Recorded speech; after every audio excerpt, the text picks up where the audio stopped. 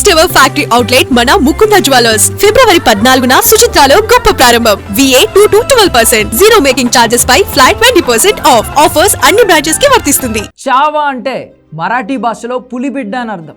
The great Chhatrapati Shivaji కుమారుడు, అతని వారసత్వాన్ని నిలిపిన యోధుడు శంభాజీ. వికీ కౌశల్ శంభాజీగా చేసిన చావా సినిమా ఇప్పుడు సరికొత్త చర్చలకు దారితీస్తోంది. అయితే శంభాజీ జీవితం భారతదేశ ఆధునిక చరిత్రలో ఒక గొప్ప మలుపు అని చాలామందికి తెలియదు. ఆనాడు ఉన్మాద స్థాయిలో మత మార్పుడులు జరుగుతున్న కాలం. హిందూ ధర్మాన్ని ఎలాగైనా అంతం చేయాలని అప్పటి మొఘల్ రాజు అత్యంత క్రూరుడైన ఔరంగజేబ్ కుట్రలు చేస్తున్నాడు. కానీ 9 ఏళ్లు పరిపాలించిన ఆనాడు ఔరంగజేబును ముప్పు తిప్పలు పెట్టాడు శంభాజీ. అతను చూపించిన ధైర్యమే అప్పటి భారతీయుల్లో దేశభక్తిని రగిల్చింది. అదే మొఘల్ సామ్రాజ్య పతనాన్ని శాసించింది. అలాంటి గొప్ప వీరుడి గురించి చరిత్ర పుస్తకాల్లో కనిపించనీయకుండా కొందరు చరిత్రకారులు పెద్ద ద్రోహమే చేశారు అనేది నేటి చరిత్రకారులు చెప్తున్నమాట. చరిత్రలో శంభాజీ గొప్పతనాన్ని తగ్గించి రాసి మన గొప్పతనాన్ని కనుమరుగు చేశారు.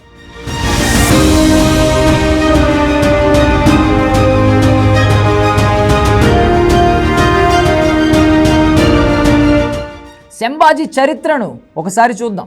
ఛత్రపతి శివాజీకి 2 కుమారులు. వారిలో పెద్దవాడు శంభాజీ మహారాజ్. 1680లో రాయ్గఢ్లో అనారోగ్యం కారణంగా శివాజీ మరణించారని చరిత్ర చెబుతోంది. ఆయనకు 2 కుమారులు ఉన్నారు. వారిలో పెద్దవాడే శంభాజీ మహారాజ్. శివాజీకి 2 భార్యలు కాగా మొదటి భార్య కొడుకు శంభాజీ. ఆయన తల్లి పేరు సాయిబాయి. ఇక రాజారాం మహారాజ్ 2వ కుమారుడు. అతని తల్లి సోయారాబాయి.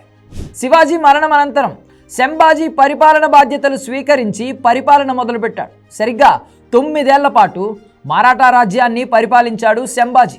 1689లో ఆయన ఔరంగజేబు చెరలో మరణించే వరకు మరాఠా రాజ్యానికి రాజుగా ఒక వెలుగు వెలిగాడు. శంభాజీతో పాటు ఆయన కుమారుడు షాహును కూడా జైలులో పెట్టి హింసించారు. శంభాజీ చనిపోయిన తరువాత ఆయన సోదరుడు రాజారాం మహారాజ్ కొన్నాళ్ళు మహారాష్ట్రలోనే ఉన్నారు.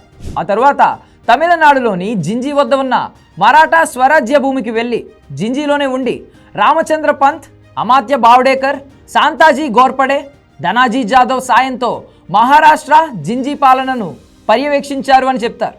8 ఏళ్లు పాలించిన తరువాత రాజారాం 1698లో తిరిగి మహారాష్ట్ర వచ్చారు.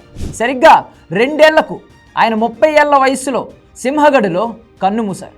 అయితే అన్నతో పోలిస్తే గొప్ప పేరు ప్రఖ్యాతలు రాజారాంకు రాలేదని చెప్తారు చరిత్రకారులు. శంభాజీ పరిపాలన స్టైలే వేరని అంటారు.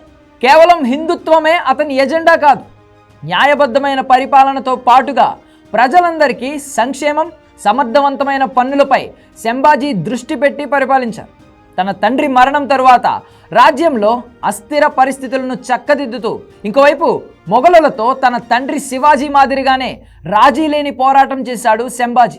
1657 మే 14న శివాజీ సాయిబాలకు మొదటి సంతానంగా జన్మించిన శంభాజీ బాల్యం మొత్తం కష్టంగానే గడిచింది. 2 ఏళ్ల వయస్సులోనే తల్లిని కోల్పోయిన శంభాజీ బాల్యమంతా నానమ్మ, శివాజీ తల్లి జిజియాబాయి వద్దనే ఎక్కువగా గడిచింది. శంభాజీ మహారాజ్ చాలా అందమైన వాడు అంటారు చరిత్రకారులు. మరాఠాతో పాటుగా హిందీ, ఇంగ్లీష్, తమిళ భాషలను అతను అనర్గళంగా మాట్లాడగలడు. శివాజీ మహారాజ్ తన ఆగ్రా పర్యటనకు శంభాజీని కూడా తీసుకువెళ్లారు. మొఘల్ దర్బారు, వారి రాజకీయ వ్యవహారాలు తెలుసుకుంటే భవిష్యత్తులో తనకు ఉపయోగపడుతుందని భావించి తనతో పాటు తీసుకెళ్లారు శివాజీ. అప్పటికి శంభాజీ రాజే వయస్సు కేవలం 9 ఏళ్లు మాత్రమే. శివాజీ మహారాజ్ మొఘల్ నిర్బంధం నుండి తప్పించుకున్న అనంతరం శంభాజీని కొన్నాళ్ల పాటు అజ్ఞాతంలో ఉంచారు. మధురలో గోరోపంత్ పేష్వా బావమరిది ఇంట్లో ఉంచారట. ఇక తన కొడుకుని కాపాడుకోవడానికి శివాజీ చాలా కష్టపడ్డారట. మొఘల్ సైనికులు శంభాజీ రాజా వెంట పడకుండా ఉండేందుకు అతడు చనిపోయాడు అని ఒక పుకారు కూడా పుట్టించారు. ఆ తర్వాత శివాజీ ఆగ్రా నుంచి మహారాష్ట్ర చేరుకున్న అనంతరం శంభాజీ మహారాజ్ స్వరాజ్యానికి సురక్షితంగా చేరుకున్నాడు. పిలాజీ షిర్కే కుమార్తె జీవుబాయిని శంభాజీ వివాహం చేసుకోగా ఆ తరువాత కాలంలో ఆమె యేసుబాయిగా పేరు మార్చుకున్నారట. ఆమెను కూడా మొఘల్ రాజులు అత్యంత హీనంగా చంపారని చెప్తారు.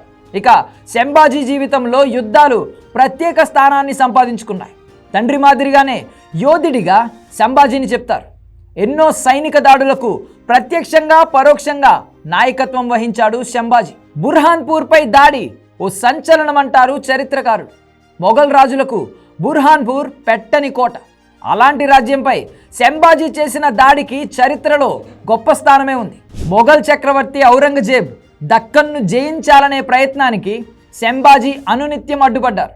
మరాఠా రాజ్యాన్ని కాపాడుకోవడానికి 1682 నుండి 1688 వరకు ఎన్నో పోరాటాలు చేయడమే కాకుండా పరిపాలనలో ప్రజలకు ఇబ్బందులు లేకుండా చూశారు. అలాగే తన హత్యకు కుట్రలు చేస్తున్న వ్యక్తులను గుర్తించి వారిని చంపేశారు. రాజ్యంలో అంతర్గత సమస్యలు ఉన్నప్పటికీ మరాఠా సామ్రాజ్యాన్ని విస్తరించి తన తండ్రి స్థాపించిన హిందూ స్వరాజ్యాన్ని రక్షించడంలో కీలక పాత్ర పోషించారు. 1689లో శంభాజీని ఔరంగజేబ్ బంధించి రోజుల తరబడి చిత్రహింసలకు గురి చేశాడు.